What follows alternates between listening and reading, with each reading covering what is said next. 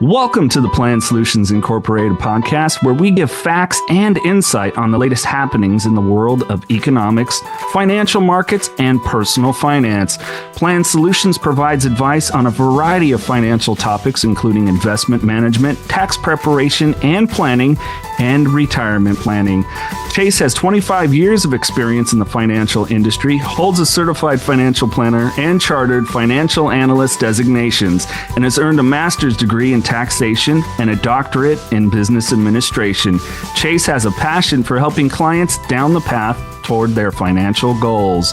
And I'm Jason LaChance, and on this episode, we're going to discuss upcoming important dates and milestones, Social Security Fairness Act, annual gift tax exclusion increases, and a look at the Plan Solutions Incorporated Office Bulletin Board.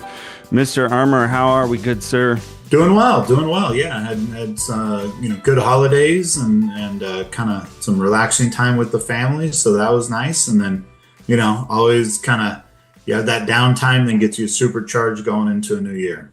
Yes, sir, absolutely. Well, and I know that you're one of those people that sets goals too, and it's always a great thing too to reflect on the year, review and set new goals, including financial, which is a big key area to do. Absolutely, yeah. It's a great time to kind of think about what you want to accomplish, and then for me, that's motivation to really hit the ground running and try and get a lot of it done, or get ahead on a lot of those goals early, which I think makes it a lot easier to accomplish them when you hopefully come out hot and then just try and stay motivated, and then, sometimes kind of limp in towards the end, but still get it done because you're motivated early. Yes, sir.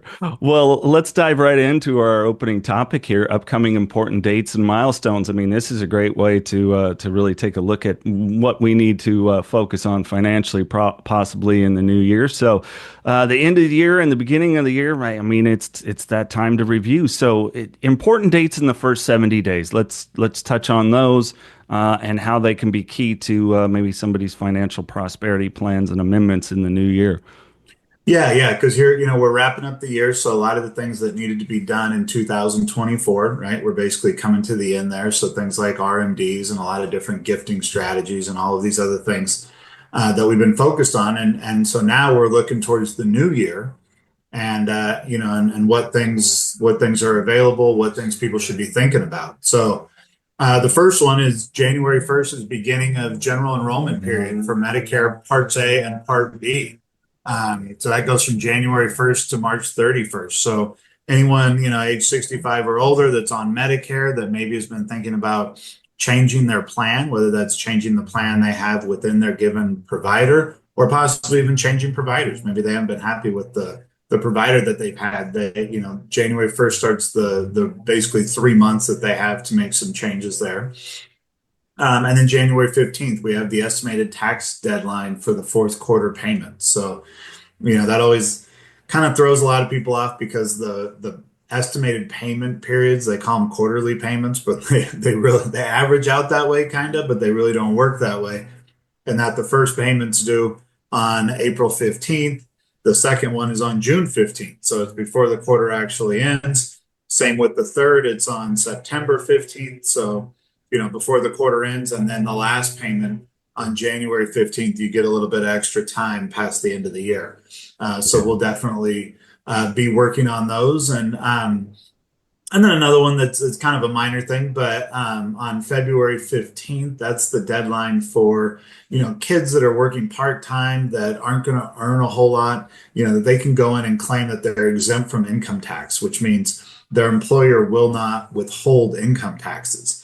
Now, if they don't do that, that's fine. They may have some income taxes withheld, but then at the end of the year, you have to file a tax return to claim that income tax as a refund, right? And so it adds an extra step, and in some case, an extra cost. So though I know at Plan Solutions, we often will do those really simple returns just for free, and just get it done so they can claim that refund. But in other cases, it may come with some cost, and so you could avoid that by just not having taxes withheld in the first place. Yeah. Now, is that a situation Actually, let's jump back to the January 15th deadline, the estimated tax deadline for the fourth quarter payment. Some folks may not be familiar with what you're talking about when they say, "What do you mean fourth quarter payment?" Maybe share some of the situations in which folks might want to pay quarterly taxes and how that's an advantage for them. Yeah, in a lot of cases, people don't have to worry about estimated payments because they have taxes withheld from different income sources. So while they're working, they have the taxes withheld from their wages. When they're retired, maybe they have a pension or maybe they're taking retirement account distributions and they can have taxes withheld directly at those sources. But then there's other cases where, they don't have that or it's not sufficient, right? They just can't have enough withheld because they have other sources of income that don't have tax withholding. So a good example is non-retirement investment income, interest and dividends, or if you sold something at a gain, you might have a capital gain that's not going to have taxes withheld. Um, and then of course the other big one is business owners, right? They're not getting a paycheck, if you will. It's more the profit that they receive on their business is what's being taxed, and so there's no real mechanism to have tax withholding. So typically they have to, go through the estimated payments to make sure they're paying in enough to avoid an underpayment penalty. Yeah. All right. And let's talk a little bit more about for some of those kiddos out there with that part-time job. How does this impact a parent that is still claiming a child as a dependent? Well, it'll depend. I mean, there's a number of factors that determine if a child can be claimed as a dependent, but one of the big ones is the parent or the person claiming them as a dependent has to be providing at least 50% of their support.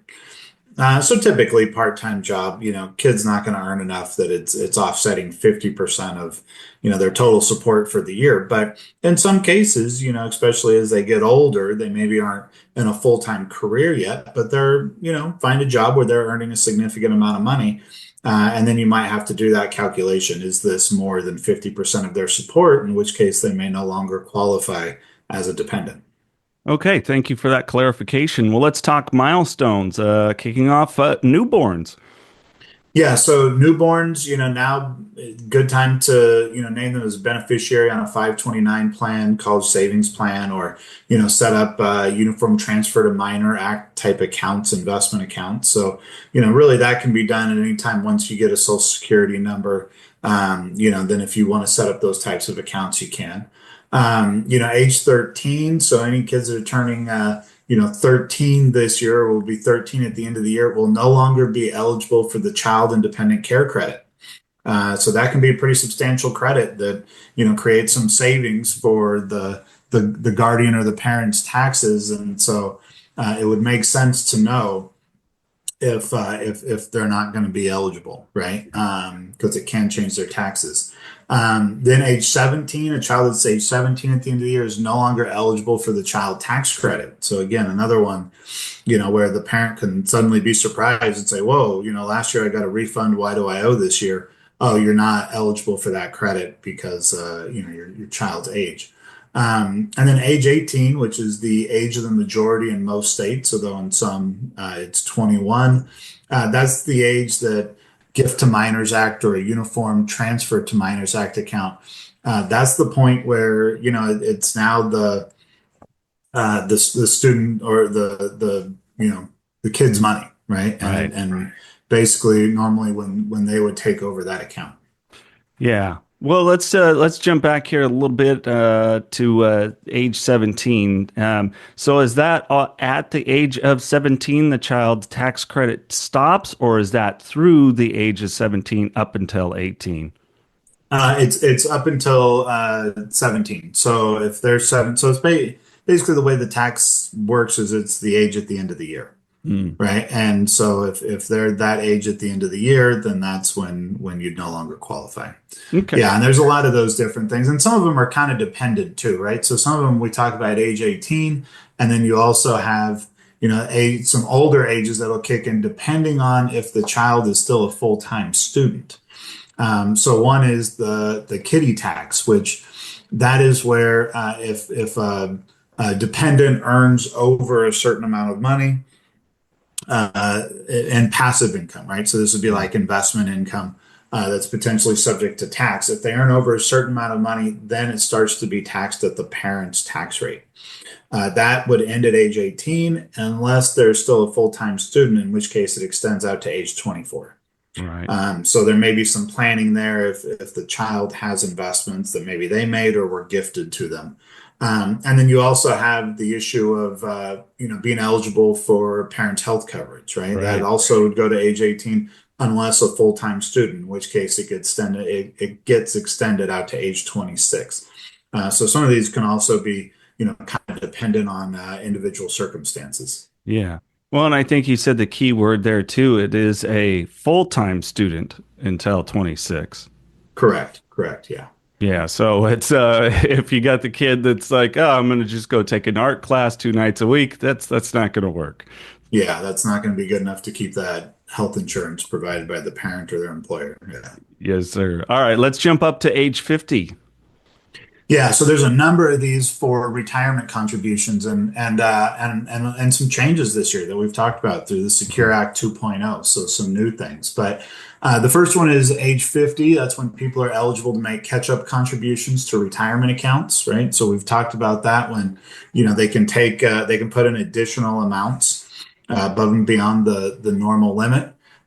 Age 59 and a half, that's when people are eligible to withdraw from IRAs without the 10% early distribution penalty. You got age 62 when you can start claiming Social Security benefits, right? Although it's typically at a reduced rate. If you claim early, it'll increase as you get older. Also, when people are eligible to qualify for a reverse mortgage. Hmm. So if that's part of the retirement plan, using that home equity, that's the first, year in which you would be eligible. 64 and 9 months is typically when you would want to start the enrollment period for Medicare. So basically 3 months before age 65 when it can go into effect. 65 is also when you can take non-medical withdrawals from a health savings account without paying the penalty, right? Because now you're on Medicare. And so you can take those distributions. You can either continue to use them for health related expenses, or you can just use them like you would an IRA or some other type of retirement account. And then at age 66 or 66 plus several months, that's the full retirement, Social Security retirement age for most people. So as we said, you can draw benefits as early as 62, but it's reduced. You can wait until 66 plus X number of months. That's your full retirement age, or you can wait till age 70, which is the maximum amount that you can receive. And then a few others. So we've got age 70 and a half is when someone's eligible to make qualified charitable distributions, where they send charitable distributions directly from a retirement account and do not have to report it as taxable income. Age 73 is when those required minimum distributions start if the person's born before 1960, or I should say on or before 1960. If they're born on or later than 1960, then those required minimum distributions start at age 75. So, this is kind of a short list, I thought it was good end of the year wrap up of some things for people to be thinking about. Of course, we can't include, every, milestone or deadline or things that people should be considering, because obviously it depends so much on an individual situation. But thought, these might be some of the most common reminders for people. Absolutely. And as always, of course, if you have any questions, they can reach out to you folks there. All right, let's jump on over to Social Security Fairness Act. We had talked about this a little bit, but I think it's time to get into it more because it recently passed the House of Representatives and the Senate recently passed the bipartisan Social Security Fairness Act. So just waiting for it to be signed.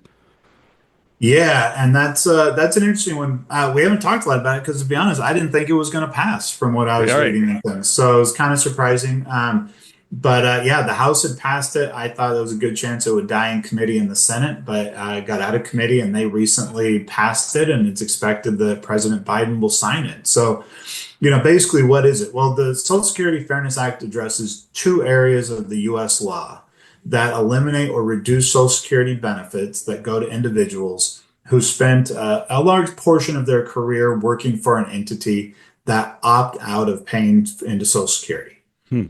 There's not a lot of these entities, but typically they're most often local government or local government entities or agencies where they offer employees a pension plan.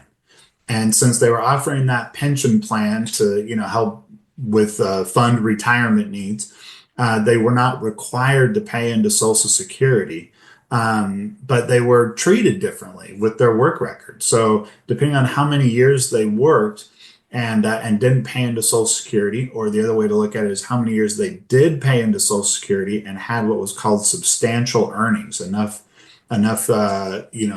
earnings and paying into Social Security to qualify, would determine whether they received Social Security benefits or how much it was reduced by. Hmm. Which really comes down to two different provisions. There's the government pension offset and the windfall elimination provision, which have now been eliminated. And so one deals with workers and how much they're able to collect. The other deals with the spousal benefits, the ability of their spouse or widow or widower to be able to collect on their record, right?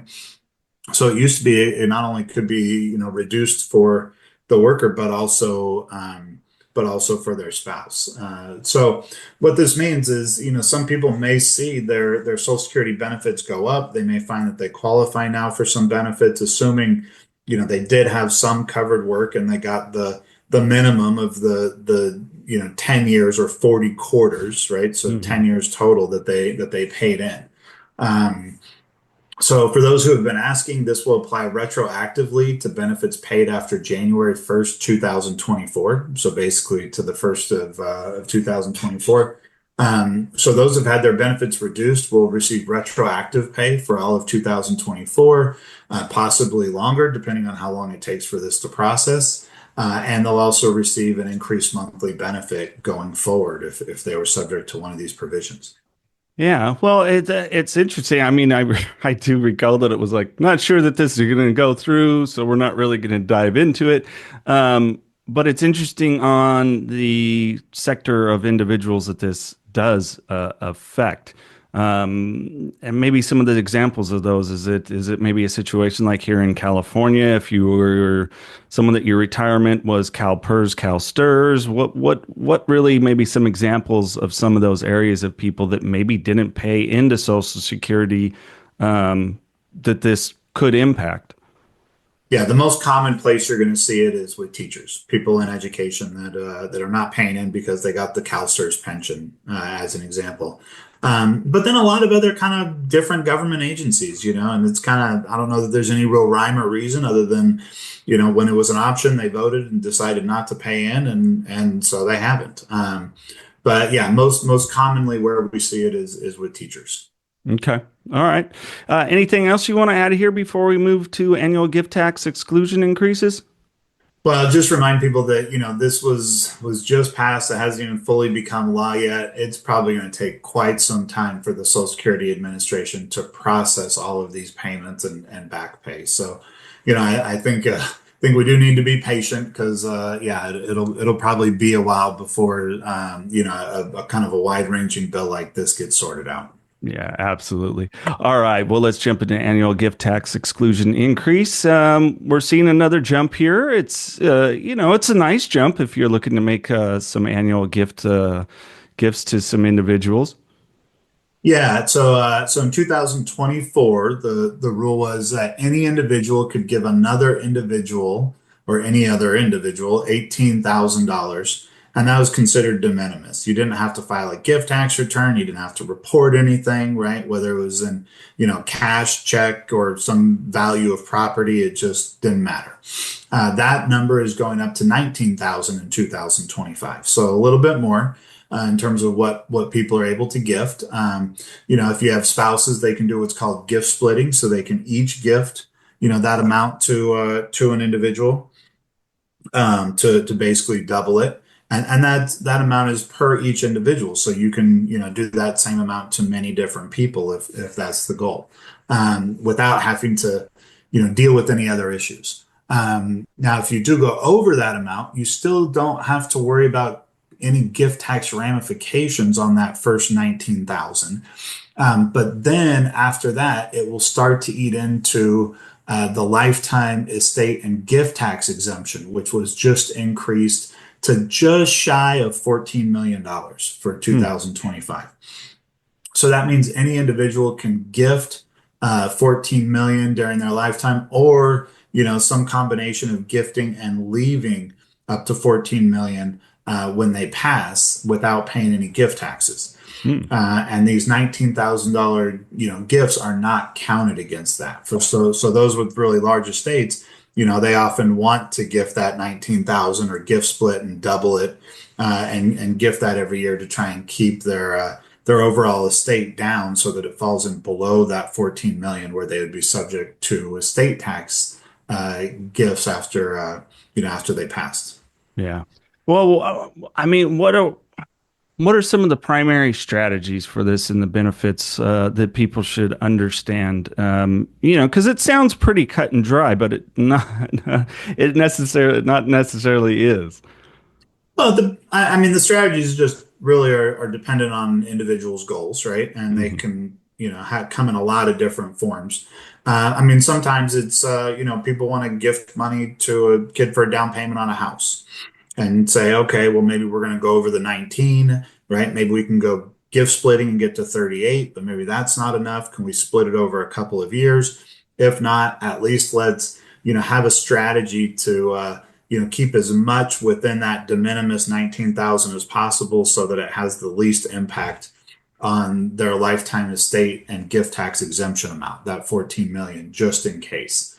Um, the other scenario is maybe someone has a very large estate and it would be likely be subject to gift tax if they passed away. So they want to try to every year get as much out of their estate as they possibly can, so that they take advantage of that exemption and it won't be subject to the gift tax. And also, so any future earnings or growth on that money is out of their estate and it's been shifted somewhere else. And there's a lot of different ways you can use different trust strategies and things like that, in which to do that. In other cases, it's just people will ask because, they're helping out a family member or because, they're given checks around the holidays or something like that. And they want to know, okay, where is that amount that I need to, make sure I don't go over in order for it to qualify.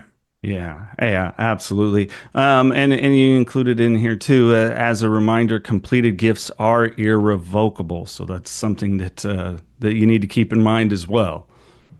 Yeah, I think it's important to really understand all the ramifications and, explore different scenarios, pros, cons, drawbacks, because yes, once that completed gift is done, it is irrevocable. It's done. All right. Well, let's jump on over to the Plan Solutions Incorporated office bulletin board. Got two items this week. What's the first one you have pinned up there? Yeah, so the first is Charles Schwab, which we use as a custodian, recently sent out an alert, which we then forwarded out as an email blast, but want to make sure that everyone saw it. And they're talking about an active smishing campaign, which, with emails, they called it phishing. With text messages, they call it smishing, where, someone is sending out these fraudulent text messages with a false account alert. And what they're trying to do is get people to click on that link and then go in and enter in their login and password. And there's a number of red flags. I mean, one, these texts are originating from international phone numbers. Yep. Two, they list to websites that at first glance maybe kind of look like Charles Schwab's website, but if you look closely enough, obviously it's not. And three, Schwab does not notify clients via text message. So just the form of communication should be a red flag and a reason to disregard it. But we want everyone to know if they receive one of these texts, if they have any concerns, they should call our office directly, not click on the link, not respond to the text message. Yeah, and depending on what platform, I'm not sure on any Android phones, but Apple, it's easy. You swipe it to delete, and you can report it right then and there as junk, so that it'll get out of your filters too. So they're starting to catch on. But yes, I've gotten an abundance of these. I'm like, I don't know anyone in Great Britain, but okay. Yeah.